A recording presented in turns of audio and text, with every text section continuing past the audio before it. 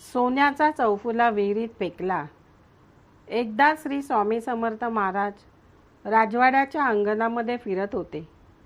फिरता फिरता उजऱ्याच्या हातातील चौफुला महाराजांनी हिसकावून घेतला व अंगणामध्ये एक खोल विहीर होती। तिकडे पाहून महाराजांनी राजास प्रश्न केला, चौफुला विहिरीत टाकू का? राजाने हात जोडून विनंती केली की महाराज, चौफुला आपलाच आहे, त्याचे पाहिजे ते करावे। हे ऐकून महाराजांनी चौफुला विहिरीत फेकून दिला। सोन्याचा चौफुला गेला म्हणून सर्व लोक खेदयुक्त नजरेने पाहू लागले। राजास महाराजांच्या सामर्थ्याबद्दल पूर्ण खात्री होती, सबब त्यास चौफुला गेल्याबद्दल काहीच फिकीर वाटली नाही। त्या रात्री महाराज राजवाड्यातच राहिले। दुसरे दिवशी महाराज प्रातःकाळी पुन्हा अंगणात खेळू लागले, तेव्हा राजाही तेथे आला। अरे पोहरा आणा रे, असे म्हणत महाराजांनी राजास आज्ञा केली।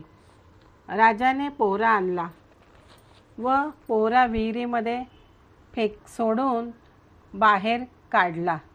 तो काय चमत्कार! पोहऱ्यातून सुवर्णाचा चौफुला वर आला। नुसताच वर आला नाही, तर चौफुल्यातील लवंगा आणि वेलदोडे जसेच्या तसेच होते। हा चौफुला म्हणजे वेलदोडे आणि लवंगा ठेवण्याचा एक वस्तू। हा चमत्कार पाहून राजास इतर लोकांस खूपच आश्चर्य वाटले। धन्य धन्य ते स्वामी महाराज। तात्पर्य: श्री स्वामी समर्थ महाराज फार दयाळू, पण त्यांच्या मनात असेल तेव्हा सर्व सामान्यांच्या अडचणी व संकटातून भक्तांना ते सही सलामत बाहेर काढीत।